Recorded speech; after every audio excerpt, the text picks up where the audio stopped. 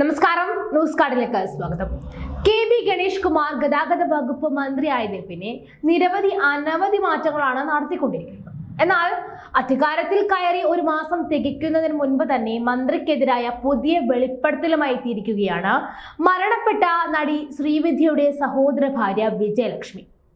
ശ്രീവിദ്യയുടെ സ്വത്തുക്കളുടെ power of attorney Ganesh Kumar ആയിരുന്നു എന്നും ലക്ഷക്കണക്കിന് രൂപയുടെ സ്വത്തുക്കൾക്ക് എന്ത് സംഭവിച്ചെന്ന് അറിയില്ല എന്നുമാണ് വിജയലക്ഷ്മി പറയുന്നത്.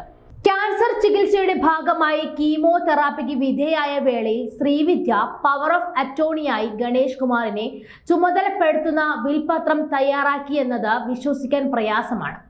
ശ്രീവിദ്യയുടെ നിരവധി സ്വത്തുക്കൾ വിൽപത്രത്തിൽ ഇല്ലെന്നും വിജയലക്ഷ്മി ചൂണ്ടിക്കാണിച്ചു. തമിഴ് ഓൺലൈൻ മാധ്യമത്തിന് നൽകിയ അഭിമുഖത്തിലാണ് വിജയലക്ഷ്മി ഇക്കാര്യം തുറന്നു പറഞ്ഞത്. സഹോദരൻ ശങ്കരനെയും കുടുംബത്തെയും ശ്രീവിദ്യയിൽ നിന്നും അകറ്റി നിർത്താൻ ഗണേഷ് കുമാർ ശ്രമിച്ചെന്നും വിജയലക്ഷ്മി ആരോപിച്ചു.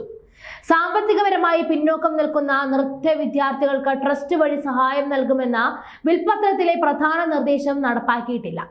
15 ലക്ഷത്തിലേറെ തുകയുടെ ബാങ്ക് ഡിപ്പോസിറ്റും 580 ഗ്രാം സ്വർണവും 1.5 കിലോഗ്രാം വെള്ളിയും കാറും അടക്കമുള്ള സമ്പാദ്യങ്ങൾ ഉള്ളതായി വിൽപത്രത്തിലുണ്ട്. ഇതിനെല്ലാം എന്ത് സംഭവിച്ചെന്ന് അറിയില്ല. ശ്രീവിദ്യയുടെ നിരവധി സ്വത്തുവകകൾ വിൽപത്രത്തിൽ ഉൾപ്പെട്ടിട്ടില്ല.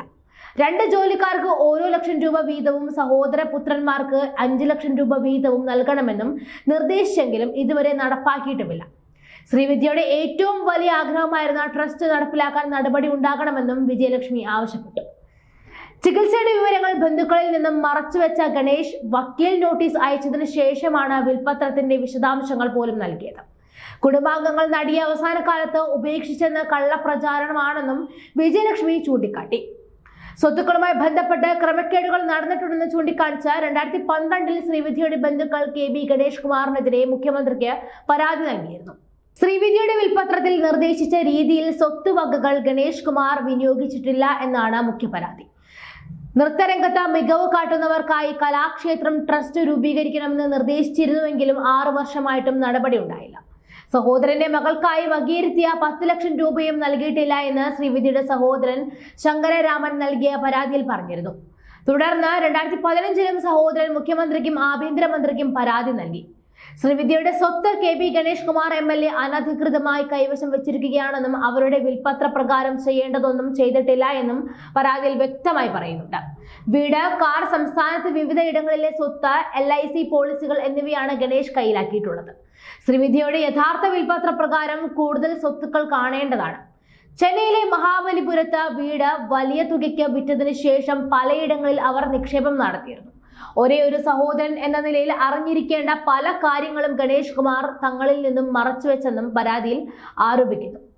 ഗണേഷിനെതിരെ സഹോദരൻ ശങ്കരരാമൻ ലോകായുക്തയിൽ മൊഴി നൽകുകയും ചെയ്തിരുന്നു. പാലക്കാട് സ്വദേശി രവീന്ദ്രനാഥൻ നൽകിയ ഹർജിയിലാണ് സാക്ഷിയായ ശങ്കരരാമൻ മൊഴി നൽകിയത്.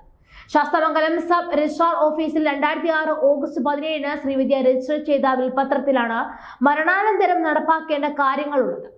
ട്രസ്റ്റ് രൂപീകരിച്ച ശേഷം പാവപ്പെട്ട വിദ്യാർത്ഥികൾക്ക് ധനസഹായം നൽകണം, സംഗീത നൃത്ത സ്കൂൾ തുടങ്ങണം, സ്വത്തിന്റെ ഒരു വിഹിതം സഹോദരന്റെ 2 ആൺമക്കൾക്ക് നൽകണം എന്നീ കാര്യങ്ങളാണ് വിൽപത്രത്തിലുള്ളത്. വിൽപത്ര പ്രകാരം നടപ്പിലാക്കേണ്ട ചുമതല കെ.ബി. ഗണേഷ് കുമാറിനാണ്. എന്നാൽ വിൽപത്രം ഗണേഷ് പാടെ അട്ടിമറിച്ചതായി ശങ്കരരാമൻ ആരോപിച്ചു. അതേസമയം MLA എന്ന നിലയിലല്ല, വ്യക്തിബന്ധത്തിന്റെ അടിസ്ഥാനത്തിലായിരുന്നു വിൽപത്രം തന്റെ പേരിൽ എഴുതിവെച്ചതെന്നും ശ്രീവിദ്യയുടെ സ്വത്തുക്കളിൽ ഭൂരിഭാഗവും നികുതി വകുപ്പിന്റെ കയ്യിലാണെന്നും ലോകായുക്തയിൽ ഗണേഷ് കുമാർ വ്യക്തമാക്കിയിരുന്നു. സത്യമെന്തെന്ന് ഇപ്പോഴും അറിയില്ല. എന്തായാലും മറനീക്കി വരുന്ന സത്യത്തിന് വേണ്ടി നമുക്ക് എല്ലാവർക്കും കാത്തിരിക്കാം.